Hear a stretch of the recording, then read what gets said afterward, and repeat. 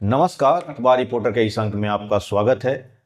Elon Musk जो कि America के एक बिजनेसमैन हैं, उन्होंने एक यूक्रेन को धमकी दिया था कि अगर हम अपने स्टारलिंक की सर्विसेज यूक्रेन में बंद कर दें तो यूक्रेन की पूरी मिलिट्री लाइन ध्वस्त हो जाएगी। हालांकि उन्होंने 2 दिन बाद ही अपने स्टेटमेंट से पलट भी गए।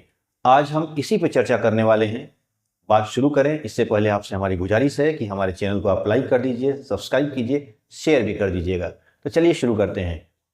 एलन मस्क ने यूक्रेन को धमकी दिया था कि हम अपने सप्लाई लाइन को, जो इंटरनेट प्रोवाइड करते हैं स्टारलिंक, उसको अगर हम बंद कर दें तो यूक्रेन पूरी तरह से हार जाएगा और उसके पूरे मिलिट्री कनेक्टिविटी खत्म हो जाएगी। बाद में उन्होंने अपने स्टेटमेंट को से पलट गए, लेकिन ये एक सबक है भारत के लिए। भारत के लिए सबक इसलिए है कि भारत ने अब एलन मस्क के लिए दरवाजे खोल दिए हैं और भारत की 2 कंपनियां, एक एयरटेल और एक जियो, ये बस भारत में ये 2 ही सर्विस बचे भी हैं, क्योंकि बीएसएनएल तो अभी 4G के लिए अपना तैयारी कर रहा है और जो VI यानी वोडाफोन आइडिया है, उनके भी अब ज़्यादा सर्विसेज अच्छे नहीं रहे हैं और इन लोगों के मुकाबले उनकी अभी स्थिति कमज़ोर है। अब भारत में 2 ही सर्विसेज प्रोवाइडर बचे हुए हैं ढंग के, वो है एक एयरटेल और एक जियो। लेकिन अब एलन मस्क की कंपनी स्टारलिंक इन दोनों से टाई अप कर चुकी है। अब बड़ी अजीब विडंबना है, यानी भारत के 2 बड़े बड़े शूरमा एकाएक अमेरिका के एलन मस्क से हाथ मिला लिए और अब जो बड़ी बड़ी कंपनियां थी अब एक तरह से डिस्ट्रीब्यूटर हो गई और ये स्टारलिंक के मॉडेम को या स्टारलिंक के जो सर्विस है उनका अब डिस्ट्रीब्यूट करेंगी। यानी अब पूरे भारत के सैटेलाइट के जरिए, यानी कहने का मतलब यह है कि पूरे भारत का जो टेलीकॉम सर्विसेज पर एलन मस्क का एक तरह से अधिकार अब हो जाएगा। अब यही बात आज भारत के लोगों में चर्चा का विषय है कि भारत का इतना बड़ा बाजार एक कंपनी अपने मोनोपोली चलाएगी तो क्या होगा। आने वाले समय में अगर जब कोई कॉम्पिटिटर ही नहीं होगा तो फिर एलन मस्क जैसा चाहेंगे वैसा चलाएंगे। दूसरी चीज कि जो मैंने यूक्रेन की बात की थी, कल गए वो भारत के साथ भी अगर ऐसा कर दे कि भाई हम अपने सर्विसेज को बंद कर रहे हैं तो भारत का पूरा एक तरह से इंटरनेट सर्विस ही बंद हो जाएगी। ये बंद ही नहीं हो जाएगी, भारत का पूरा व्यापार, भारत का पूरा एक तरह से इंफॉर्मेशन तंत्र जो है, सूचना तंत्र है, सब खत्म हो जाएगा। तो भारत सरकार इस तरह का डिसीजन कैसे ले ली है, ये भी कुछ प्रश्न बन चुका है और सभी लोगों के लिए एक यक्ष प्रश्न है कि भारत सरकार यानी मोदी सरकार ने इस तरह का डिसीजन लिया कैसे। ये तो सच पूछिए तो ये लॉर्ड क्लाइव हो गए जो ईस्ट इंडिया कंपनी के लिए आए हुए थे और ब्रिटिश क्राउन के प्रति वो जवाबदेह थे। तो कहीं ये अमेरिका के भारत नए उपनिवेश तो नहीं बन रहा है, क्योंकि जिस तरह अमेरिका ने टैरिफ की धमकी दी और भारत एकाएक अपने घुटने पे आ गया, घुटना क्या बोला जाए, पूरी ऋण विहीनता की तरह झुक गया, तो इससे लगता है कि भारत की इकोनॉमी अमेरिका के गुलाम हो चुकी है। ये सोचने का विषय है। यानी भारत का अमेरिका का राष्ट्रपति एक स्टेटमेंट देता है कि भारत पर हम टैरिफ लगाएंगे और भारत आनंद फानन में उसके एक बिजनेसमैन के लिए अपना पूरा का पूरा दरवाजा खोल देती है। और दूसरी बात कि जो 2 बड़े बड़े कॉम्पिटिटर भारत के थे, जियो और एयरटेल, एकाएक उसके सामने नतमस्तक हो जा रहे हैं। ये बड़े अजीब सा प्रश्न है और इस प्रश्न पर अब सोचने की जरूरत है। और भारत सरकार को कांग्रेस के जैसे जयराम ने अपने ट्वीट में बोला भी था कि भारत सरकार को इस पर सफाई देनी चाहिए कि भाई ऐसा कैसे हो गया, क्योंकि भारत का पूरा डेटा आज AI इंफॉर्मेशन टेक्नोलॉजी में सब कुछ काम होने वाला डेटा पर, और ये टोटल डेटा चाहे वो गूगल के माध्यम से, चाहे यूट्यूब के माध्यम से, चाहे वो अब एलन मस्क के माध्यम से, वो सीधा अमेरिका में जाएगा। तो भारत के पास अपना बचा क्या है। यानी भारत की इकोनॉमी जो आज 4वीं 5वीं की बात कर रही है लोग, ये अमेरिका के बदौलत चल रही है क्या। ये आज प्रश्न है मोदी सरकार से और ये बहुत गंभीर प्रश्न है।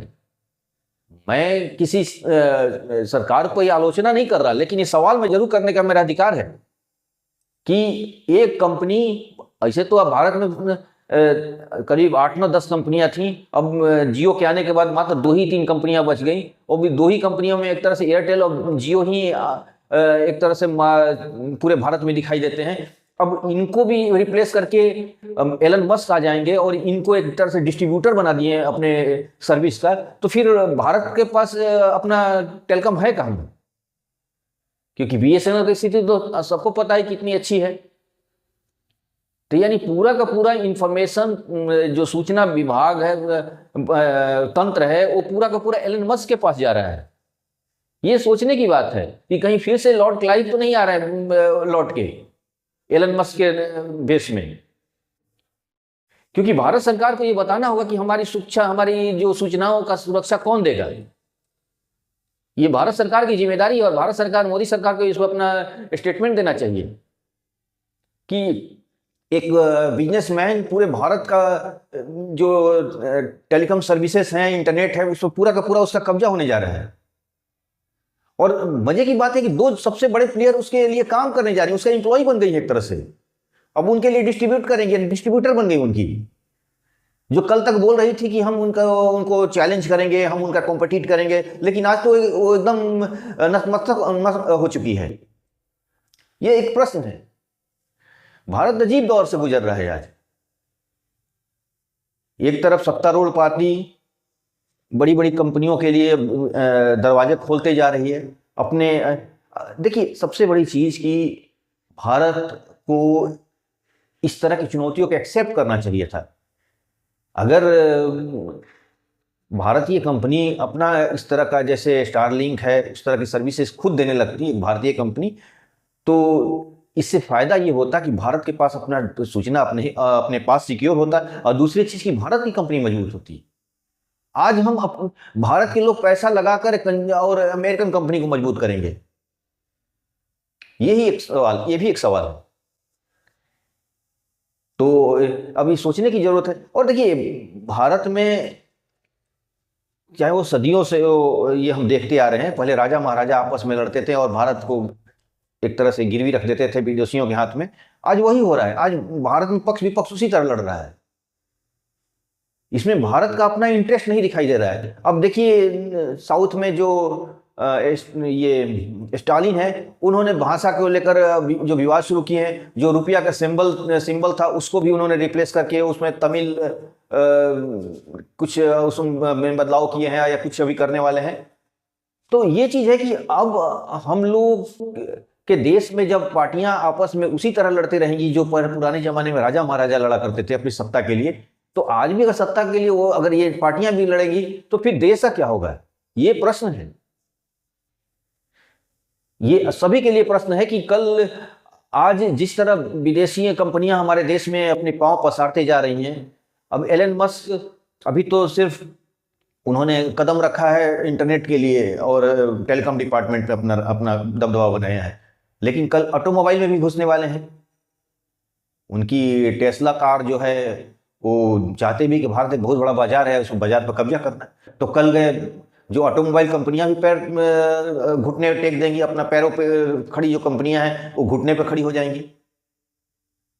तो ये सवाल होता है कि आज एलन मस्क जो हैं, जो ट्रंप एडमिनिस्ट्रेशन के लिए काम कर रहे हैं, और ट्रंप ने जिस तरह टैरिफ पर धमकी दिया और भारत ने अपना पूरा का पूरा एकदम नतमस्तक हो गए उनके कदमों में। मोदी सरकार इस पर जवाब देना चाहिए। आजकल मोदी का स्टेटमेंट नहीं आ रहा है, बड़ा बातों तो बहुत करते हैं, लेकिन इस मुद्दे पर मोदी जी खामोश है और उन्हें जवाब देना चाहिए। जनता पूछ रही है कि भाई हमारे जो इंफॉर्मेशन, हमारे जो डेटा होंगे, जो हजारों लोग, करोड़ों लोग इसमें जुड़ेंगे, हजारों की बात नहीं है, करोड़ों लोग जुड़ेंगे, तो उनका जो डेटा होगा वो अमेरिका के पास चला जाएगा। तो फिर भारत की सिक्योरिटी का क्या होगा? क्योंकि एक सोचने की बात है, यूक्रेन तो एक एग्जाम्पल, अभी हाल फिलहाल में उन्होंने जो स्टेटमेंट दिया है यूक्रेन को धमकाने के लिए, कल भारत के लिए भी धमका सकते हैं, और भारत ने ऐसा किया भी है। जब कारगिल की युद्ध जब हुआ था तो उस समय अमेरिका से जब भारत ने जीपीएस मांगा था, अमेरिका ने नहीं दिया था। अमेरिका का इतिहास रहा है कि अमेरिका ने कभी भी भारत को जरूरत के समय मदद नहीं की है। तो आज जब एलन मस्क के आगे भारत सरकार झुक गई है, तो क्या एलन मस्क या ट्रंप एडमिनिस्ट्रेशन भारत की मदद करेगा? ये भी सवाल है। तो ये सोचने की बात है, और भारत की जनता और भारत के लोग अब को ये सोचने की बात है कि हम कब तक कंज्यूमर बने रहेंगे, हमारी अपनी कंपनियों का क्या होगा। और ऑटोमोबाइल में भी एलन मस्क आ जाएंगे तो हमारे ऑटोमोबाइल सेक्टर का क्या होगा। ये कुल मिलाकर आने वाले समय में ये मोदी सरकार को जवाब देना पड़ेगा कि हमारे देश का क्या होगा। तो आज के अंक में बस इतना ही। नए अंक के साथ फिर आपसे मुलाकात होगी। आपसे हमारी गुजारिश है कि हमारे चैनल को लाइक कीजिए, शेयर कीजिए, सब्सक्राइब जरूर कर दीजिए। Thank you very much.